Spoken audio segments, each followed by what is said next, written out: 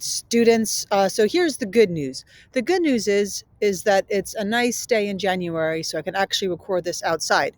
The bad news is that I already was recording it, but I was interrupted right before break because people come in our spaces because they're not our spaces, they're our spaces. So I have to do this all over again. The other bad news is that I can't connect to the Wi-Fi out here, and I'm gonna have this yellow bar. I can't show it regular screen, so just bear with me. I don't know, this is frustrating. And if you make a comment about my tabs, you fail for all of high school. So that's that.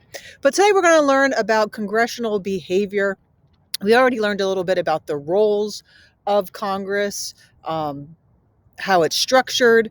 And we're not talking about like behavior, like who tweeted something not nice about someone or who did not stand for President Zelensky. We're talking about how Congress as a whole sort of works and behaves. Super interesting if you've been watching the vote for Speaker, which we did in class yesterday.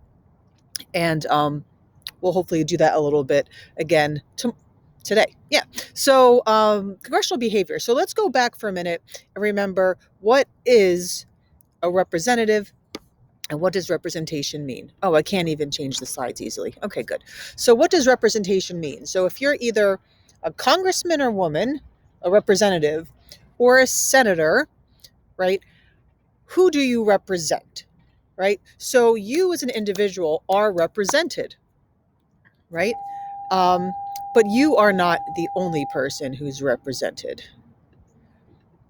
There are others. There's many others, right? All different people that people in Congress need to represent. And oftentimes, as they represent you, they're stuck in certain behaviors, or I don't know if stuck's the right word, but many behaviors come about because of partisanship. Okay, so being partisan is believing or acting on ideas of a party or a group. There's an ideological connection, right? So, for example, yesterday the Democrats were like, we're all going to vote for Hakeem Jeffries. We're going to show X, Y, and Z. And the Republicans did not display complete partisanship because there was a subgroup who was like, we are not going to support the leadership, right? What causes that, right? Partisanship largely sets forth the motions of Congress. And sometimes that's good, and sometimes that's bad. So partisanship shapes the beliefs and the roles of our government. So let's back even more. So besides party, what shapes the idea of those parties, right? We've learned a bit about the January 6th committee. This is an article from mid-December where the former president was accusing the select committee of being partisan. Well, of course it was partisan, right? At the time, House Minority Leader McCarthy advised Republicans against joining. So it had to be sort of partisan. If the very few Republicans who did join did not have the support of their party, Kinzinger, Cheney, for example, right? Why are these decisions made? How are these decisions made? Well, let's step back and look at the ideas of the party. Now, we're going to look at liberals, conservatives. We're also going to look at libertarian ideology, which there is a libertarian party. But I want you to keep in mind that not all liberals are Democrats. Not all conservatives are Republicans. Now, here's an AP exam trick. When you're writing an FRQ, often they'll ask about one or the other. If you say liberal Democrat or conservative Republican, it often covers your bases. So just a heads up on that. But liberals are very focused on protecting civil liberties. Actually, that's libertarians, but liberals are as well. I'm off a little bit here. But liberals, I meant to say that they are for the intervention of government to intervene when they think it's necessary, to be a force for good, that the government could be that force for good. Conservatives think that the government should do less, let people sort of do things on their own, and the less interference from the government, the better. Libertarians have a little bit of both, but they do believe the government should protect civil liberties, but not do much else, right? Let the people be as they are besides that. So let's look at what happens when these two ideologies, when several parties cannot cooperate, cannot negotiate. And a term you'll hear is brinkmanship, a term that became more popular politically in the Cold War. So think of the word to take something to the brink, to take it to the edge, right? We are going to push things just to the edge of a government shutdown. We've seen that a lot when they keep punting, trying to figure out the fiscal budget, right? Well, we're not going to give in. We're not going to give in. We're not going to give in to try to get as much as what you want as possible until the very end, right? So that is something you often see when these parties are not negotiating. You often see a divided government. I thought I had a slide on gridlock, but whichever. So divided government, which we've talked a lot about, is when you have different branches being led by different parties. So right now, are about to enter a divided government, as our president is a Democrat, as Congress, even though the Senate will be Democratic majority because the Republicans hold the House, it will be considered a divided government. Sometimes that has benefits, sometimes that has flaws. We'll talk a little bit about that as well. Gridlock comes about from divided government. Certain opportunities might not be taken advantage of. It can lead to congressional dysfunction, but it can also lead to having to negotiate and having to compromise. So let's go back a little bit about representation, right? What is it? So if a senator, a representative has to represent someone, they got to find ways to represent all these people.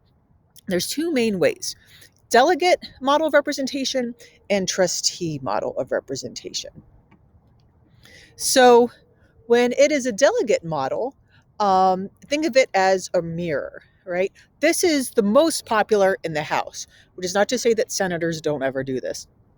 But basically, they know they're reelected every 2 years. They want to make the people happy. They vote the way the people want them to. Hey, we think you should vote this on this bill. I'm going to write my congressman or woman a letter. I'm going to call. And they hear those calls. They read the letters. They see the tweets. They say, yes, we're going to vote the way the people of my district want me to. The other model is trustee model. This is more common in the Senate than the House, but like I said, does not mean that occasionally a representative doesn't use this model as well. And a trustee model is you elected me because you think I'm a knowledgeable and smart person, and you're going to trust that I'm going to make my best judgment. It might not be what you want, but I think it's what's best for the good of the people. This model became well known after Edmund Burke. He's a name worth knowing. He was British. He supported, British might not be the best word to choose. He actually, but he was in Parliament. I'll put it that way. He did support the American Revolution. And he thought there was a bunch of reasons why the trustee model was best. So here's like one example. Because remember, a senator is not just doing what's best for their state, but supposedly what's best for the whole country. So what's best for someone in New Jersey, it might not be what's best for someone in Idaho, right? And a senator is supposed to acknowledge that. But do they often focus on their state? Of course they do, because they want to get reelected as well. Let's talk a little bit about redistricting. Redistricting that happens after every census, every 10 years, when they know population changes and they have to change the maps. Look at those maps, right? Where did these borders come from? Good question, right? Because sometimes it doesn't seem to make much sense.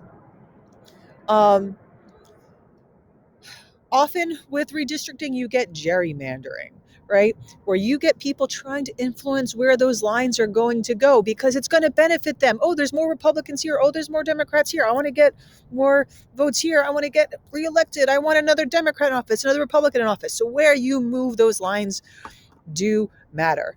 And a lot of research goes into that. They look at data. They look at where people are registered for what party, where they live, how they think populations will change in the future, right? So Congress has these numbers, state, local governments take these numbers and they make these lines as possible. Now, there's some results.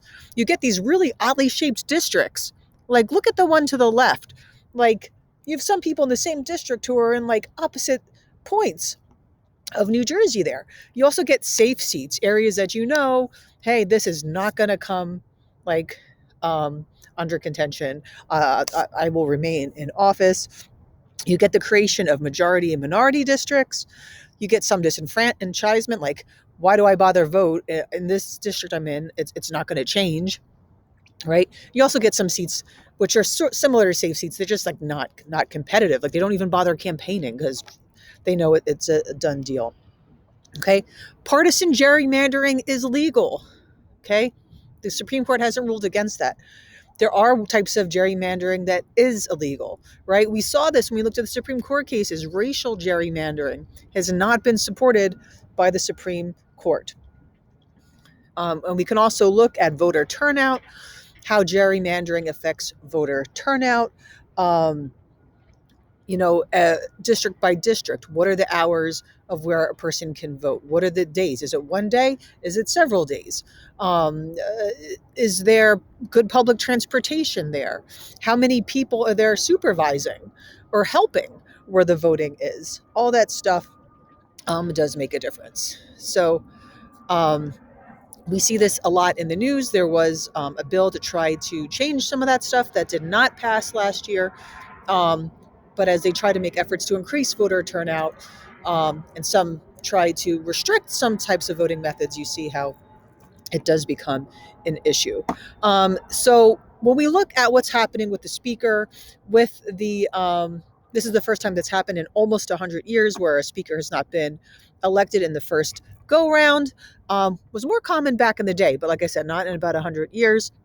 Look what is going on. Is it good for government? Is it bad for government? Maybe it's a little bit of both. And why is that?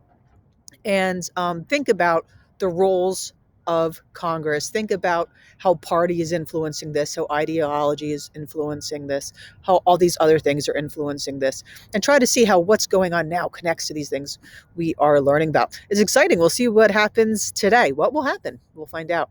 All right, go back to where the Wi-Fi is.